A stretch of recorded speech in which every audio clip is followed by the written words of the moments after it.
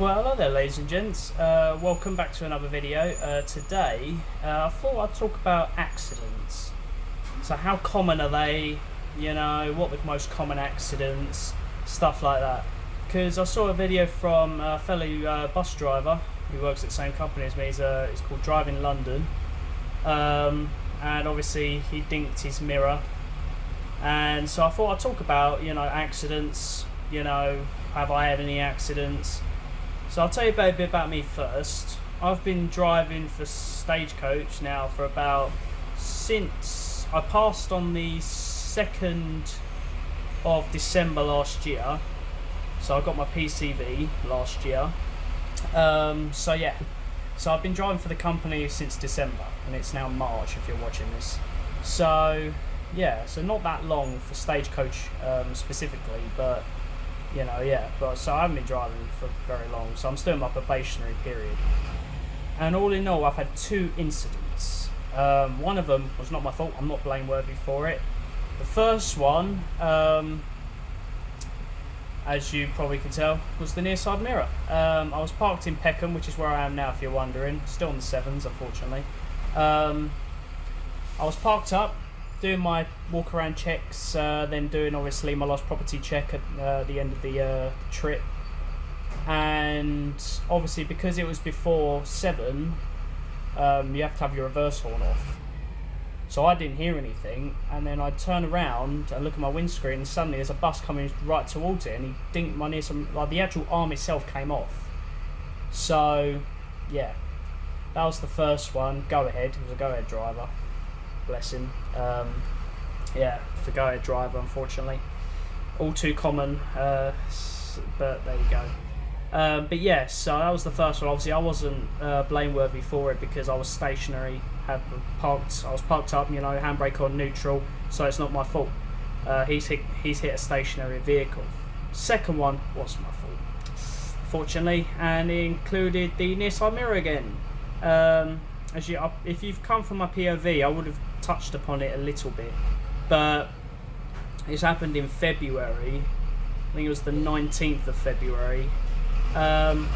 Near side mirror again.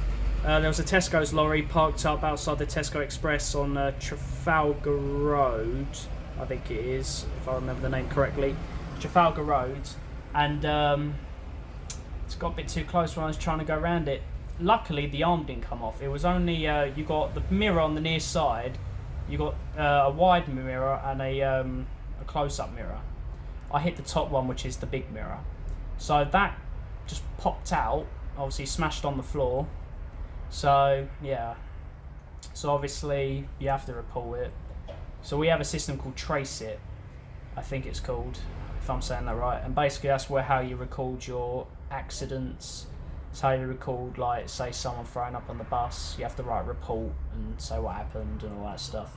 And then it goes to management and they decide, what to do about it. So especially when it comes to accidents, especially when it does come to accidents, obviously they have to take it seriously, look at the CCTV, and obviously he found that I was blameworthy. Luckily, because it's my first blameworthy accident, they've gone, do you know what, we'll use it as guidance. So it does go on your record, but we're not taking any action, so it's not a verbal warning, a written warning or anything like that. So I got away with it, luckily. But the point I'm trying to make is that, especially in the first 2 years of your career, you're going to have accidents. I mean, in the DQC, the driver qualification, what's the word? Just, when you do your driver qualification scheme, you get taught that within the first 2 years you're going to have an accident. It's all too common, and you will have an accident. So it's nothing to be afraid of. Excuse me. Nothing to be afraid of, nothing to be ashamed of. It happens, and it's nothing to worry about. Because I know, I think his name's Mike, Driving London. He was obviously really worried about it because it's his 3rd time.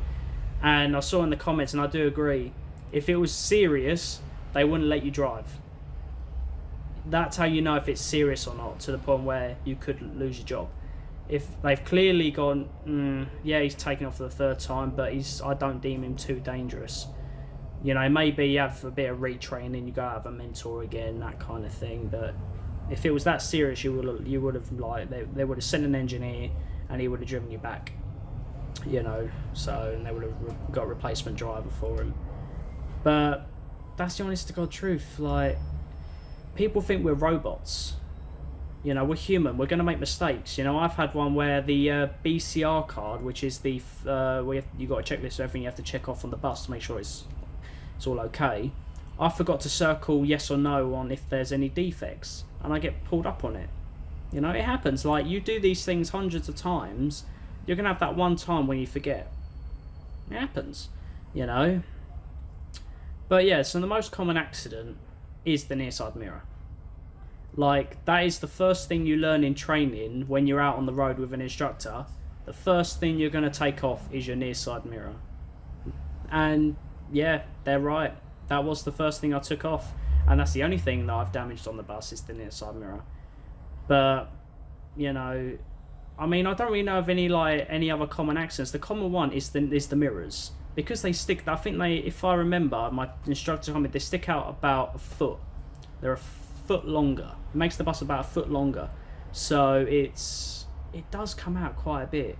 But what can you do? Like, we're not robots, you know. We're going to make mistakes. We're going to hit, you know, street furniture, you know. The thing is, TfL put it too close to the curb. What do they expect? You know, it's going to get dinked. You know, because obviously we've got cars in the other lane, you know, beeping us like, why are you coming into my lane? And I'm like, I've got to, otherwise I'm going to take my mirror out and I'm going to be in even more trouble. You know, it's like, but obviously you do have to kind of weigh up the scenario. Would you rather hit a car or a street lamp? You know, and obviously if you're in the situation where you're in a meeting and they go like, well, you know, this is your second offence, and I'd be like, well, I'd rather have hit the street lamp than the car that was on my, like, it was really close to me. So I had to make that harsh decision.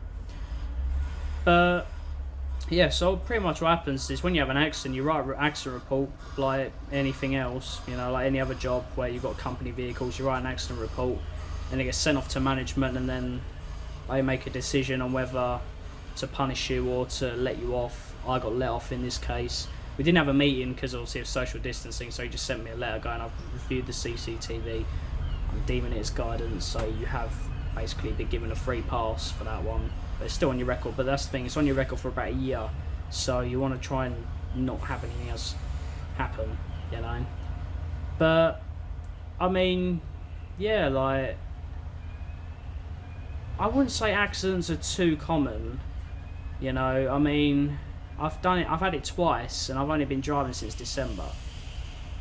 But the thing is, like I said, with this job, with time, you do mature and you do slow down and take your time.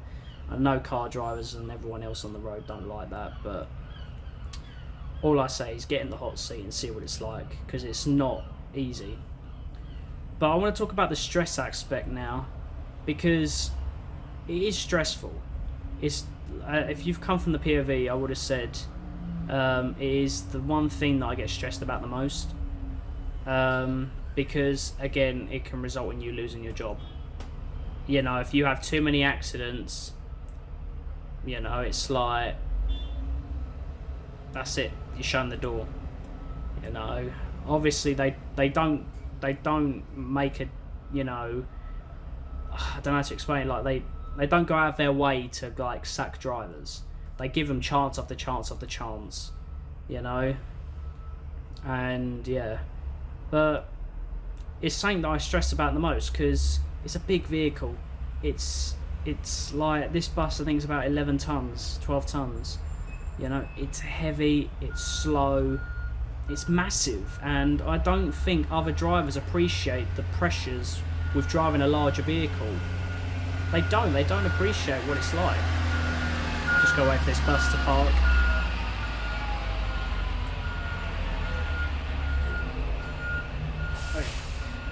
Alright, sorry, it's very loud in here. But yeah, like they don't appreciate it. You know the stress that goes with it. Because again, I am going to do a separate video on stress and driver's hours. But accidents for me are the one thing I stress about the most. That, and we have something called Green Road, which tracks you're driving. So whether you go around a corner too fast, you started speeding, you're braking hard, you're accelerating too hard. That's one thing that stresses me out, because we have, you might have seen the POVs, there's normally a green light that's on. There's a set of traffic lights which is for the green roads. You have green, amber, red, and obviously when that flashes like either amber or red, you're like, what? Like that don't make sense. Like I went round there like 5 miles an hour and yet it's still going off. You know, that's the other thing I stress about, because it puts you in a bad mood, because you're like, I'm trying to like keep it at a low score. So you might see in the POV that I'm like, either I'm about to release or I have released, I'm driving a lot more slower because I'm trying to keep a good score on my green road. But yeah, it's nuts, man. But yeah, so I thought I'd have a little rant, kind of explain some things, kind of give my thoughts on accidents and stuff like that. But yeah, obviously I've got about a minute, so I'm going to have to sign off here. But yeah, so I hope you've enjoyed this little rant, I suppose. If you do want to see more, leave a like, subscribe, and I'll see you in the next video. Take care.